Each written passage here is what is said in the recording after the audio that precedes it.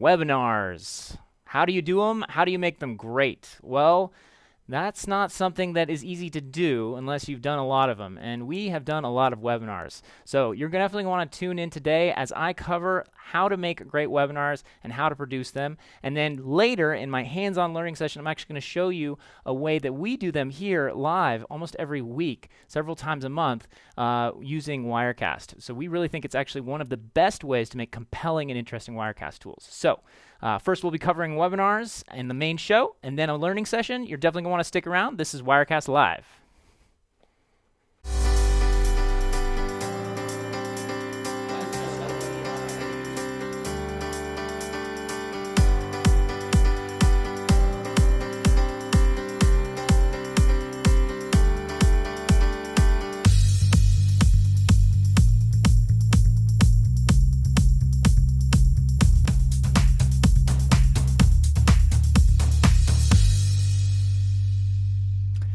So, welcome to another episode of Wirecast Live. I'm your host, Andrew Haley, and you are tuning in, hopefully live. If not, you're catching this later. We do a live broadcast every Thursday at 2:30 p.m. Pacific time, which is hopefully helpful not only for those of you in Australia, but also for those of you in California and other parts of the world.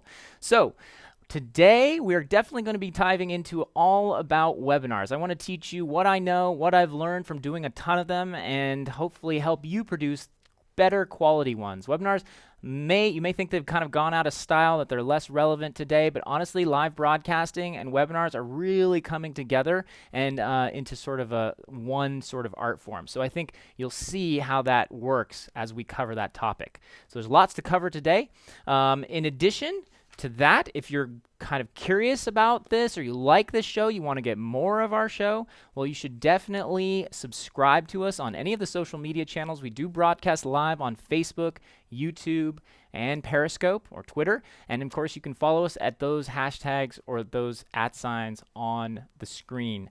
Telestream Wirecast on Facebook, at Wirecast on Twitter, and of course, at WirecastTube on YouTube. So that's the best way to get notified if we're live. We also have an email subscription list, and we can notify you by email if you're curious. There's a great little form you can fill out, and that will give us your email, and we can send out emails prior to live shows. We'll probably start doing that in just a week or so. So it's on the screen now. If you go to www.telestream.net/WirecastLive, there you go, then that will definitely help you get notified whenever we're live. And we will start sending out emails as well as upcoming news about upcoming shows and guests and cool tips and what are the learning sessions that you might want to tune in for, ask questions, and so forth. So all kinds of great stuff coming at your way and lots of information, so definitely get notified if it's something you want to stay in touch with. And then I have a few sort of cool things to talk about. What I wanted to start with first is we have a giveaway. We're going to start doing a weekly giveaway during the show, and we're calling it the Pick a Number t-shirt giveaway. So what does that mean? That means that during the live broadcast, you can pick a number between 1 and 100, and I have in this envelope a number that I've written down on a piece of paper, and it's between 1 and 100, and at the end of the show, I'm going to open it, and you could win an awesome t-shirt, which I actually have some right here. Let me just jump over and grab these. Okay. I forgot to put these right next to me.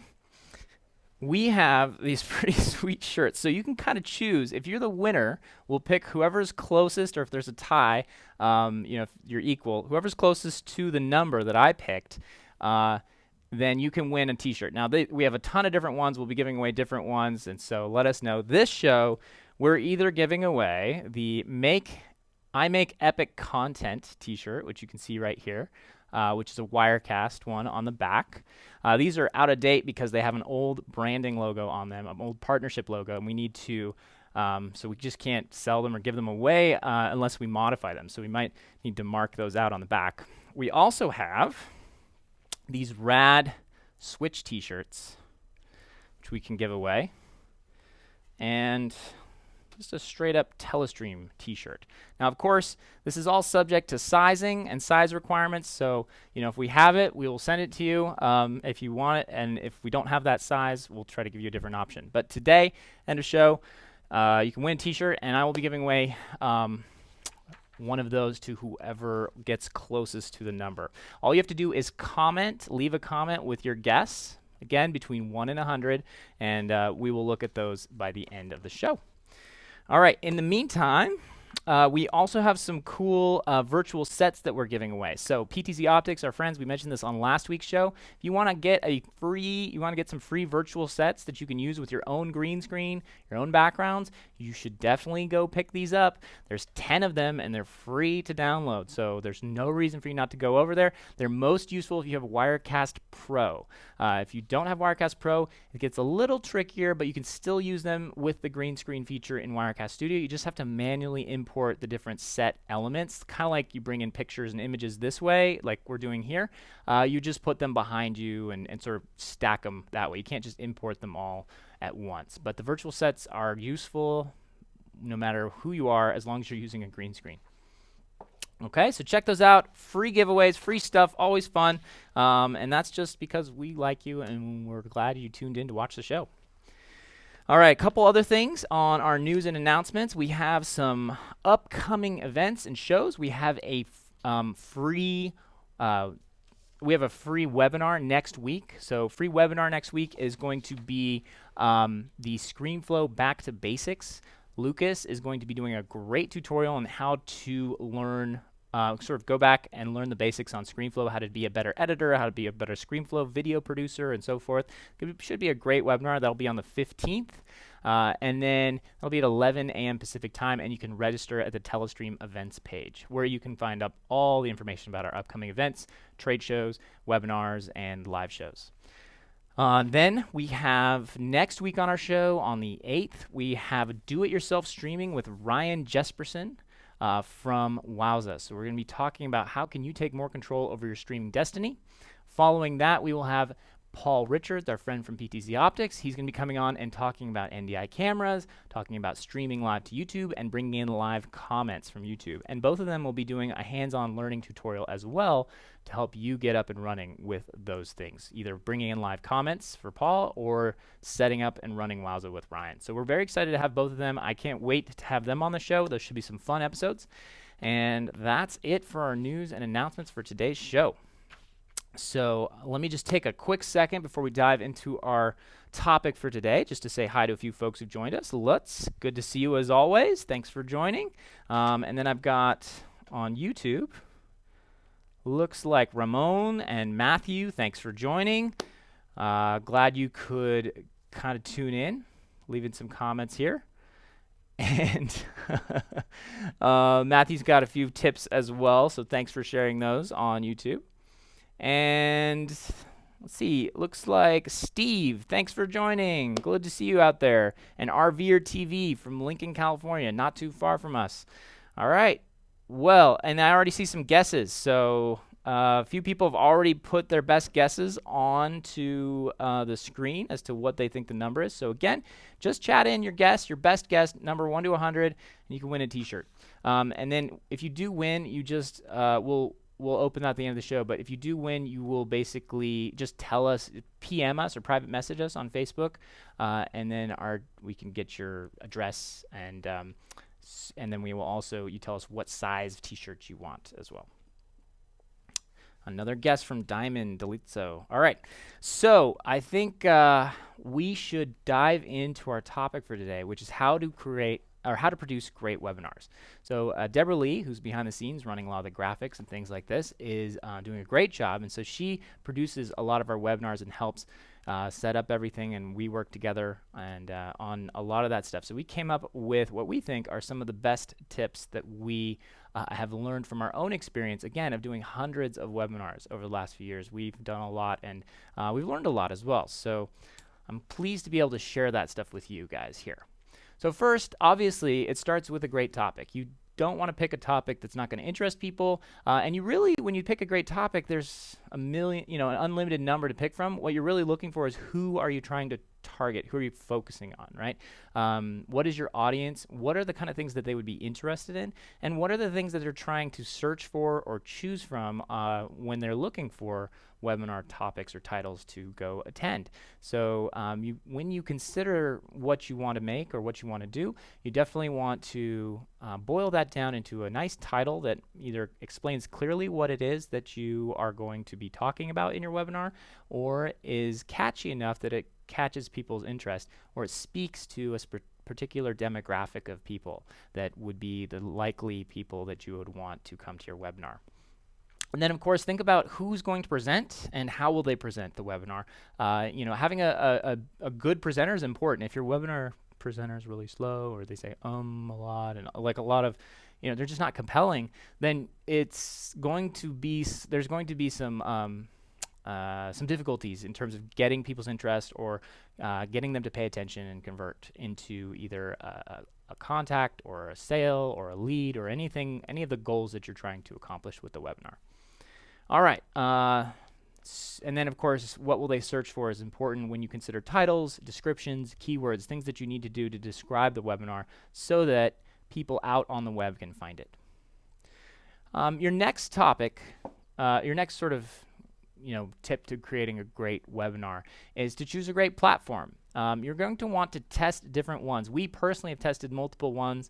We've tried GoToWebinar. We've tried a number of different ones, and we have ultimately settled on On24 at the moment, but that may not be a good fit for everybody. There's just certain features that we wanted and the scale that we wanted that On24 made the most sense for us. But depending on your budget versus the features you need, there's different webinar platforms that you should look at. And so I highly recommend going out and testing them. I have not tried all of these, but some examples that are well known are the GoToWebinar, of course, WebEx, Webinato, On24, Adobe Connect, and BrightTalk, and then there's many, many more. I'm barely scratching the surface here. So I'm not here to tell you what the best webinar platform is. I think you should really determine that for yourself based on your cost versus your features that you're going to get, or that you absolutely must have. But think about ways that it either integrates with your marketing automation or your email automation software. Think about things like, does it have the ability to live broadcast? So can you stream from something like Wirecast to it, or produce a live stream? Or does it have to be just sort of a webcam, and that's not actually recorded or in the final slide presentation area? Can you combine, elements like we're doing here, slides and video, all in the same frame or presentation area? Or are they really separate and the presentation has to be slides? You need to think about some stuff like that. So that's really going to come down to testing and trying out the platforms that look interesting to you. But here are some ones to get you started to take a look at. So the next thing you want to think about, and this sort of ties into the features you might need from your platform, but you're going to want to think about the your presentation style. So how do you plan on presenting the material? What does a typical webinar look like for you? We started with just slides and voice, and we sort of bumped that up to sort of eventually sharing some videos, going into screen sharing, and web browsing sometimes, and then eventually wanting to be able to get live video on there, as well as well-produced audio that wasn't coming through our computer but was actually able to go through a mixing board. And we eventually settled on the ability, we not only wanted live video, we not only wanted screen sharing with high frame rates, we also wanted to be able to bring in more than one presenter and more than one guest and have them on video at the same time. So many of our webinars are now sort of all of the above, right? We will do slides and voice, but we'll also throw in a lot of other elements. It's rare that we'll play a pre-recorded video.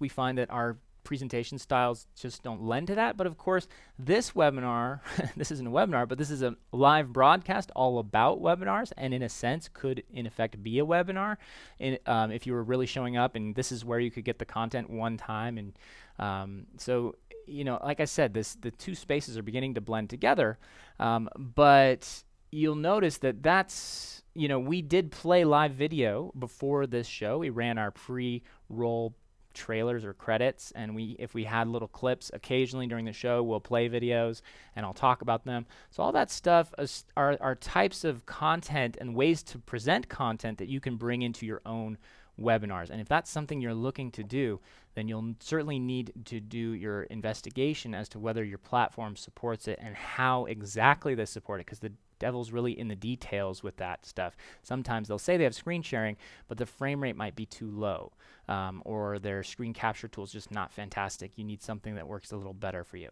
So I'll talk more about that later when I get into the hands-on portion, but just things that you want to keep in mind. Choose your style, and maybe it's not just one. You're going to be doing different versions or different styles depending on the content you're producing, but maybe you need to have all of these options available to you. All right. How will you promote? This is important, of course, because if nobody shows up to your webinar, then why would you do it? Unless you just like doing webinars and you don't care who watches, which is certainly fine. But for most of us, we want to bring a crowd and we want to attract people who are interested in the topic that we're discussing or presenting. So are you going to do that through an email list? Do you have an email list? What kind of automation are you currently using to reach that email list? Does it tie nicely into your webinar platform or registration links or registration pages that you can send out? You really want to look at that registration process and offering. Can you customize it to make it look the way you want your brand or your sort of company or your topic to look when people are first signing up for it? And then can that easily be translated into an email or email campaign or anything like that? Will you run a targeted ad campaign? Will you focus on specific Facebook users or specific YouTube viewers or specific Google AdWords that will then serve up ads that will sort of entice people to come to your registration page? I think that's a great way. If you don't have a massive email list, then you're really going back to who's your audience, what is going to really catch their attention, make them sit up and go register for a webinar on this topic, and then serve up some little juicy ads for them to really say, hey, come check out my webinar. You just have to register. It's totally free. I think you're really going to like it because, I think you're the type of person that's looking for this type of webinar. So those targeted ad campaigns can really help drive and help you find an audience when you may not have one already built in. And then over time, as you go through that registration page, you should start getting an email list. And then you can go back and start serving up additional webinars to those people through an email list, and then continue to add to them through your ad campaigns. All right, finally, you're going to want to give them some value for showing up. Just for showing up, people should get some value, either for registering or for tuning into the webinar. It should be worth their time no matter what, even if they don't necessarily stick around the whole time, or even if it's just to get them to go to the landing page. There should be something in it for them, hopefully, or at least some way to reward them for participating in your the content that you want to make. Next up, your microphone and audio. I think the microphone is the most important tool. I get asked all the time what microphone this is. I think these are sort of the higher end microphones. These are trade show, sort of low profile lavalier mics that get close to the mouth. They really isolate the sound of the voice nicely, and they have good quality sound. They don't pick up a lot of the room noise, and they work pretty well. In fact, the only complaint I have about this mic is that it's not the newer model, which has a double ear system. So this has a single ear microphone system, and it goes over the back of my ear, and I just have to squeeze it, and it's always needing to be readjusted. The new ones actually have a system that goes over both ears, so it'll actually wrap around the back of your head and then hook over the other ear just to hold everything stable. And then it's great. It's a 2-point system, and those mics don't go anywhere. They're made by Countryman and Associates, or this brand of microphone, and they are really considered some of the best microphones in the business when it comes to just a nice speaker's mic or presenter's mic that's hands-free. There's, of course, many other systems out there, and you don't have to go for Countryman and Associates. This is the one that we happen to have, and it's an older model. So, if I get a chance or I get authorized, I definitely want to upgrade and get the 2-ear microphones that are pretty fantastic. And they come in newer skin color models that kind of blend in even more. They have little pop filters that can go on the ends, and there's lots of features and options. And you can kind of choose your connectors, whether you want it to go to USB, you can go, so I'm not going to give you an infomercial here, but there's a lot of different microphones you can get. Again, budget is a consideration, and of course testing the audio quality. Just because you paid a lot for a mic, if it's not set up properly or you haven't done some tests with it, you can still get bad audio. You still need to know where should you put your mic, how should you set it in terms of volume or gain, and make some adjustments. But I think that is really where it's worth spending a lot of your time when you're just getting set up for any type of presenting, whether it's on a live broadcast like this or in a live webinar situation. Make sure audio is high quality. I don't recommend phones. I don't recommend call-in systems for your webinars. Maybe for people who are attending, and if you want it sort of a back and forth with your audience, that's great. They can call in, but your microphone should be fantastic sounding. It should be very clear. You should not sound like a scratchy dial-up phone connection. I don't recommend that. The fidelity is very low, and through a phone line, and even those speakers on most handsets or headsets and handsets from phones, you're not getting the best quality audio. So try to avoid that whenever possible. And of course, sit in a quiet room, and you should always have a backup, right? I also recommend having a friend or a third party just tune in as an audience, just a fly on the wall to listen and let you know if there's audio or video problems with your webinar, so you can catch them right away and help ideally fix them in the moment. You don't want to go through an entire webinar and realize that it was really bad or it wasn't up to your level of quality. Next, I think, comes video. Video is, of course, important, but it's not as important as audio, honestly, because you can do slides, you can do a voice, you can do just sort of presentation material. It's nice to get someone on camera. It's nice to have a nice video or a camera and have nice lighting, which is all important. But if you don't have that, it's not the end of the world. You can bring that stuff in later. But when you do decide to do that, you should take, again, some time to really make sure you look okay on camera. If you throw up a green screen behind you, you have options of removing the background and things like that, which can really add to the production. So all good things to think about.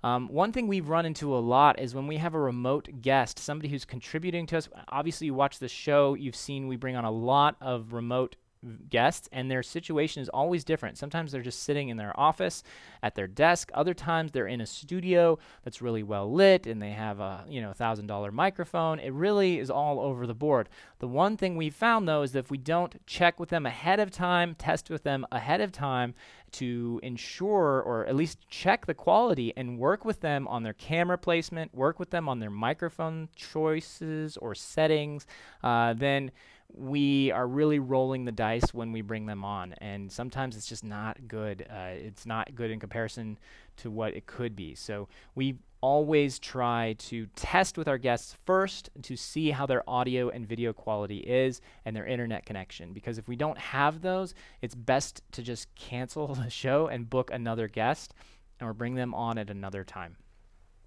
because if the quality is not very good, really not worth doing a whole webinar with somebody like that. Now, you can go low budget on this. You can do just a USB microphone and a USB webcam and get quite a bit. Your lighting will go very far as long as you're not sitting in front of a window or a harsh backlight source where your face is all in shadow and your camera's constantly popping in and out of focus, or exposure is constantly being adjusted, which can be really distracting and look terrible. Then you're in pretty good shape. And there's a lot of ways to do that just by controlling your environment. And lighting is a quiet audio room with a decent microphone. Those two things alone will save you a lot of headaches and really bump the quality up of your audio and video more than anything else. So just finding a quiet room and making sure the lighting is pretty good and your face is well lit, you're 60%, 70, 80% of the way there. The rest of it's really just fine-tuning or going further on those themes, and continuing to refine your lighting, continuing to refine your audio and your video, and spending a little more money for nicer video cameras or nicer microphones. But really, at the end of the day, you're just trying to isolate and control the environment and the quality. All right, slides. Don't make them too wordy. Again, you know this. This is sort of standard webinar practice, but if you are going to use slides, just avoid the use of a ton of text that people have to read, because it's hard for them to both read a slide and listen to what you're saying. So most of the time, you just want them to focus on what you're saying. Use the slides as reminders, shorthand, bullet points, or notes for what you're going to talk about. So great, and then make it easy to read so they can quickly digest the information. I think this is really important. We were going to say, well, put a picture on your slide or do something. I do recommend throwing on a picture if you're not going to put yourself on the slide, but if I had a picture here and it was me, we might be competing a little bit. There's no hard and fast rule of exactly how your slide should be designed. And if you need to make it wordy, I guess go ahead, but just keep in mind people probably won't be consuming that while the show or while the webinar is occurring. They might need to read that later and then use it as a handout. In that case, you're not really providing a slide so much as just a sort of a detailed, teaching or learning tool that you're passing out after the fact, like a handout. And that's really not what I would call a slide per se. All right, that's all I really have to say about slides. Make them useful, make them short, use them as your talking points.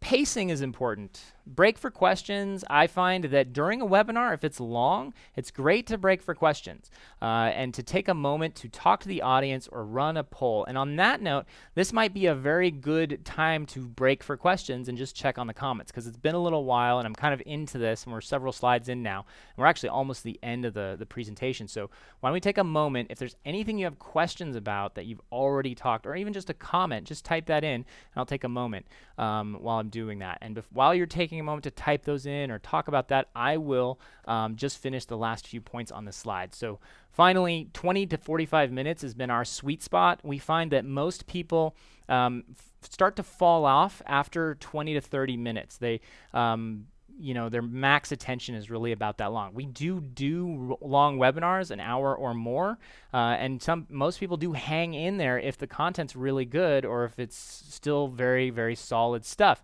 But you run that risk that those people who are very casual or might just be getting interested, better to end it quickly and say, come to my next one, or the next one's going to be all about this. Have them enjoy a short, quick webinar and then give them a follow-up. Always a better idea than necessarily trying to pack everything into one. When I first started, I tried to pack everything into one, and as you probably might notice, I'm the type of person who likes to over-explain things because I just feel like the more information, the more context I can give you, the better. But I myself have to rein back from that and just learn that sometimes it's okay if you just get 20 minutes in, 30 minutes. You're not going to cover everything. Just get the highlights in and then do another session another time. Okay. So let's just check and see if you guys have any questions on anything that I just talked about. And then we'll finish up with the slides. Your audio is echoing. I wonder if that's because we have... Nope, that's muted. Shouldn't be any audio echoes, but Deb, hopefully that's been solved. Looks like you guys don't have specific questions on those topics. So that's fine if you don't. I'm just going to go back in here and finish with the last couple things. Finally, your call to action. What are you going to do at the end? Tell somebody what to do next. If there is another webinar, then tell them how they can find it and what they can do, how they can register for it. Or if there's a website or a landing page you want them to go to, or somewhere they can get more information or get involved in a discussion, tell them where to go, tell them what to do, and maybe give them some value for doing that. So these are our tips. This is really just sort of things we recommend, best practices. It's really helpful to use a video mixing tool like Wirecast or something like it to help produce your webinars, because it allows you to have the versatility that you want, whether it's slides and voice, just voice slides, video, pre-recorded video, guests, screen captures, all that stuff. You get all that versatility. Your standard webinar tool is not necessarily going to give you as much flexibility as a native video production tool. So I recommend that whenever possible. Use a green screen. I mentioned that. Great tip. Very helpful for removing background. It's much more distracting if you were to see some sort of full frame video shot. We can definitely do it, but it's nice to just be able to remove all the distractions and just focus on the presenter. And the green screen allows you to very easily do that. Streaming webinars can help boost your frame rates. So again, we'll talk about that, but if you have a video production tool and you have high, you really need to keep a smooth frame rate. A lot of webinar tools don't necessarily do smooth streaming or smooth frame rates. They are sort of lower frame rates, particularly when it comes to their screen capture tools or settings. And those are generally 15, 10, 15, even 5 frames a second, and they can be kind of choppy or slow or not look as great as a smoothly streamed video experience. So that is one of the reasons we chose to do webinars the way we do them. Speaking is important. You want to avoid your ums, ahs, pauses, like every 5 minutes. I still insert them occasionally. Those are just our mental pauses. It's really important as a presenter that you eventually learn that when you want to take a moment to catch your thoughts, that you don't also make some sort of involuntary sound at the same time. It's really helpful. You'll get better at it, and it takes some practice, but eventually you can really have a much smoother delivery and a smoother speaking experience, which just makes it easier for your listeners who might be sitting there for 15, 20, 30, 40 minutes. And if they have to keep listening to your mental sort of pauses or your mental sounds that you're just making involuntarily that you don't even realize you're making, you set up this weird pattern. And you've probably all seen that before, where you'll just focus on a speaker and pretty soon all you can hear is their or some people will do like this, like that. There's just a lot of different ways it can show up. I'd be really curious in other countries. It's different. In America, we have a certain list of sort of the usual suspects of what will fill a gap in somebody's sentence or a pause in their thinking. But in other countries, I've seen a lot of other ones. I've seen like, people sort of purse their lips and make weird, sounds, just blow air out of their mouth. Every culture is a little different, and the way they speak and the language may sort of lend themselves to different pauses and thoughts. So it's an interesting thing, but just keep an eye on that stuff. Create an ear on that stuff. Create an on-demand version for repurposing. This is important for content that you want to be useful again and again. Webinars shouldn't just be a one-shot and done event. They can be, and maybe you market some of them as that, and if you miss it, you miss it. You won't get this stuff ever again. So that might be a technique you use, but more often than not, you want people to be able to view that content when they want to view it and to go through some sort of experience or registration process to access it.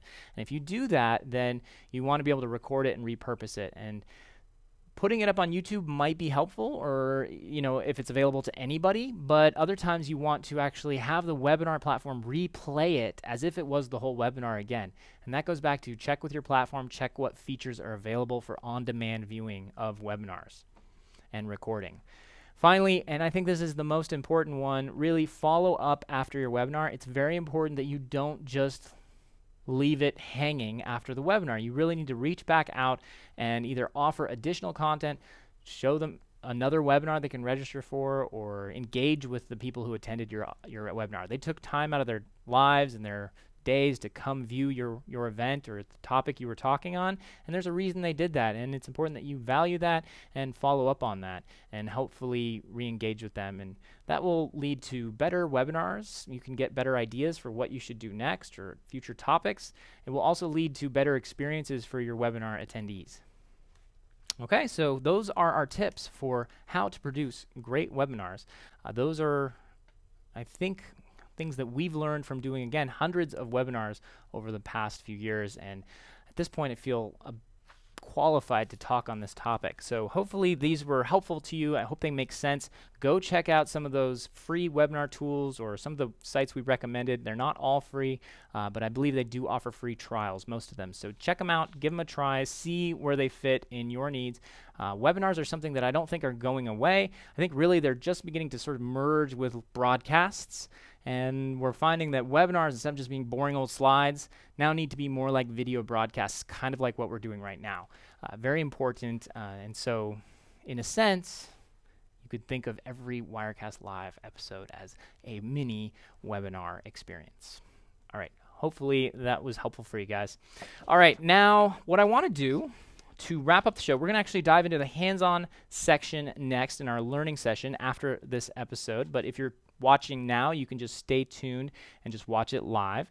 So I'll get into that in a second. There are a few things that I want to do, and not the least of which is announce our winner. So the first thing is we have some upcoming events that you should know about that I didn't mention. We have a live show in Orlando, Florida, Infocom, which you can find all about at telestream.net/events. But we will be out there at the week of the 14th and through the 16th in Orlando. This is for the video conferencing space. It should be fun. And if you're in Orlando and you want to stop by our booth, we are going to be at booth number 387. Following that, at the end of the month in San Antonio, I will be at ISTE, which is the Technology and Education Conference, and it should be a fun one. Particularly, I like to meet with teachers and a lot of the people in the education field, as I used to be a teacher, and it is fun to go to that event, and I've never been to San Antonio before, so should be fun. We will be at booth 135 at ISTE, so stop by. We'll be giving away some cool stuff, and I think you'll have, it would be great to talk to you guys. All right, I think that we should pick a winner here. And I have all right. So let's open the envelope and see. I want to show you guys what the number was. Again, I'm not just picking this randomly in the moment based on what you guys answered. I actually picked the number way before you guys answered. So the number I had was 15. And the person who was closest, based on the comments that I've seen, is Saz Wilson. Congratulations, you've won a t-shirt. So let us know which one you want. We have the Switch t-shirts, we have the Make Epic Content t-shirt, and we have the Telestream, just a white Telestream t-shirt with the little Telestream logo. And just private message us with your address and the size and the t-shirt that you want, and we will get you a free t-shirt. And at this, Saz, you're kind of lucky here. We are going to let you guys choose, or we're going to let you choose which one you want, but that may not be true on every episode. We might just on one episode be like, today we're giving away this t-shirt. If you want it, type it in. But for you today, we will let you pick which one you want. Let us know, and congratulations. Thanks for playing. And tune in next week to win another t-shirt.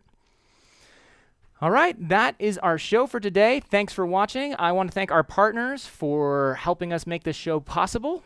You can see them here. We do not do this show without them. Again, it takes a village to make video productions, so we are pleased to work with all these companies. And I want to say thanks to you guys for watching.